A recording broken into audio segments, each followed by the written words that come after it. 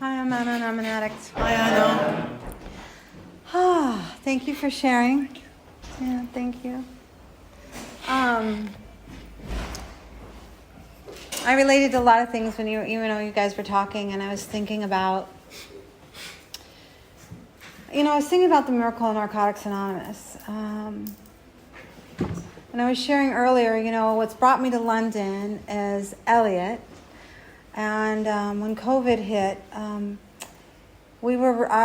was freaked out. Like, what are we going to do without meetings? Like, my clean date's 1988. I don't know anything but Narcotics Anonymous. I walked into a meeting on Narcotics Anonymous. I've been clean ever since. I don't know any other way of recovering except Narcotics Anonymous. And I did that in meetings. And so I panicked, right? And it was like I woke up one morning and it was just like thrown on me. I don't know anything about the internet. I don't know shit, but somehow I found my way into creating a whole online community, Quarantine NA San Diego, with 32 meetings a week. But when we first started, I'd see people, brand new people, like it would be 100 people in the meeting and 50 of them were newcomers. It would just be flooded with newcomers, people announcing themselves with less than 30 days clean. And it was miraculous.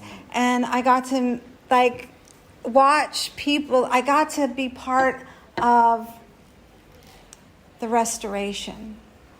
What happens to us in the miracle of Narcotics Anonymous, even on an online platform. How Narcotics Anonymous, like he says, any addict.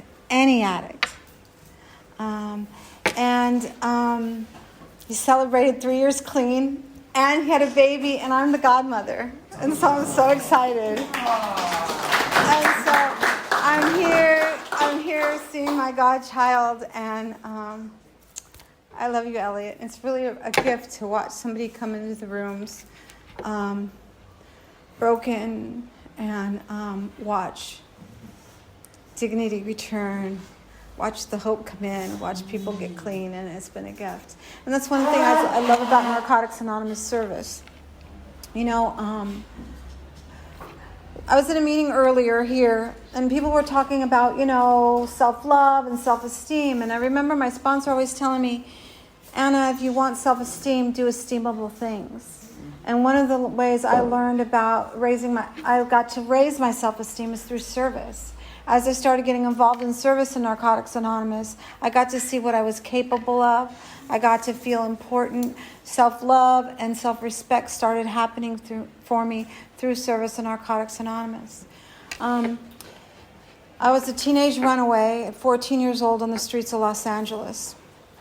I was a teenage prostitute and a drug addict until I lived on the streets from 14 to 24 years old. When I was 24 years old, I got out of Civil Brand County Jail, Los Angeles, and I called my mom, and I was like, I can't live like this anymore. And she said, okay, you can come, but you got to get some help. Well, we didn't know what help looked like. And there was a woman that was in another fellowship. I started using in San Diego. My mother had moved to San Diego, and I went there, and I started using, and sure enough, it was worse than it had ever been, and I didn't know about... when the progression of this disease, I didn't know anything about it. I had stayed clean for the first time, like incarcerated. Usually, you're using it when you're incarcerated, but I'd had some clean time, and I had some willingness to do something different, but I didn't know how.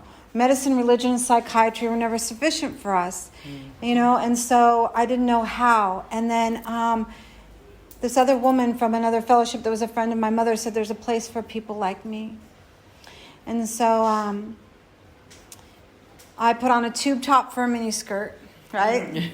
Some very high heels, some red lipstick, because I figured I'll make a little money while I'm there. I don't know anything about Narcotics Anonymous. I walk in, and it's all women. It was a women's meeting. But it didn't matter what those women thought of me. They all 12-stepped me. And the spirit of anonymity saved my life. We talk about anonymity. Oh, you can't know what my last name is. No, the spirit of anonymity was in a meeting of Narcotics Anonymous. I'm an addict just like you, trying to stay clean a day at a time. And they saw an addict who was suffering, and they used that spirit of anonymity, and they took me in, and they brought me to, they asked me if I wanted to go to another meeting that night, and I said, yeah. They're like, okay, but you got to go home and put some clothes on first. So I went. I didn't have much more than that anyway. You know, I mean, all my clothing was half naked. I too was very pretty when I was young, and so I went to another meeting, and something miraculous happened to me in that meeting. So, you know, being a street kid my whole life, you know, street life is very, very difficult. And I was in constant vigilance on tracking who's where, who's what, where's safe, who's got money, who doesn't, who's the trick, who's not the trick, just constant tracking. And we drive up to this meeting, and in the United States, we have real... we have lines that are drawn, really clear lines, like from prisons and stuff, of certain races and certain, like, cholos or hugging bikers. And, you know, and in the United States, in a lot of the street life, there is people that don't associate with each other. They fight with each other in prisons, right? And so I pull up, and people that normally don't get along are hugging each other, right? And I'm like, okay, what's going on here? I go into the meeting. And I sit down, you know, of course, where I can pay attention to everything. And the meeting starts, and all of a sudden, I feel my whole nervous system relax. And that, I hadn't felt that in years. And it relaxed just enough so I could hear the message of Narcotics Anonymous. And I heard that you go to 90 meetings in 90 days. You get a sponsor. You work steps. You do service. And I saw somebody take a cake, right? When the meeting first started, in San Diego, in California, we take cakes. Like, they present you with the cake, and they say something about you, and then you share a little something. And there was a year cake, and I was like, oh, they're full of shit. This is bullshit. That person. But when I saw somebody get the 30-day token, I believed that. 60 days, I believed that. And I got to hear you talk, and you were talking about shit that was happening in my internal landscape that I didn't know that anybody else thought or felt, and I was like, oh my God, you know, so I could stop, I could listen, and I could hear the message of Narcotics Anonymous that restoration is possible, that recovery is possible, that I can be restored to dignity. And we talk about living beyond our wildest dreams. I had no reference point to what was possible. Like, what I thought was going to be the greatest thing ever is I would have sold myself short, right? Because I didn't have any idea what was possible. And now I also got clean in 1988, so I just celebrated 35 years clean. And when I first got here, and you guys were talking about complete abstinence, you know what I mean? I'm like, what the... I didn't even have children when I got here, but it was like, I can't even have a glass of champagne at my daughter's wedding. It's like, I don't even have kids, right? But I was like, you know, I was trying to figure out, like, how am I going to be able to do this? And watching you guys do it, and it's like it was possible, and it gave me hope. And, you know, we hear a lot of times, and a lot of people believe, you know, it's not enough just to stay clean. But if you don't stay clean, you can't recover.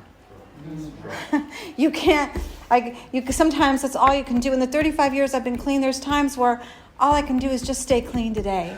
Like, everything else can be fucked up, but as long as I stay clean, there's hope. And I stay involved in Narcotics Anonymous, and I do service, and I have a sponsor, and I sponsor people, and I read our literature, and I work the steps. I'm just starting to work out of that working guide, by the way. I'm like the old-fashioned step worker. And I just started working out of that step working guide because I was like, okay, I can't be like the old curmudgeon that's like, that's not the way we used to do it. You know what I mean? Like, things are changing. And I'm like, got to get with the times. I don't like it, just so you know. And I'm like, the first step, I'm like, what the fuck, these poor newcomers. I'm like, this is bullshit. But you know, like, God's got this, and things change, and they go the way they go, and you know, I got to be a part of this fellowship, and then the way that we change and the way that we grow. And I only have a few minutes because I only got like 15, right? Oh, I got like 5 minutes left. Yeah. So, you know, one of the things that that's been really important to me in my recovery. And like I said, you know, we stay clean no matter what. And we hear that a lot around here. Because if we don't stay clean, we can't recover. And through the steps is where the change happens. You know, we talk about the traditions for the group, For the person, it's the steps in Narcotics Anonymous. You know, I surrender to the fact that I have a disease and that I can't use. I don't have that luxury, right?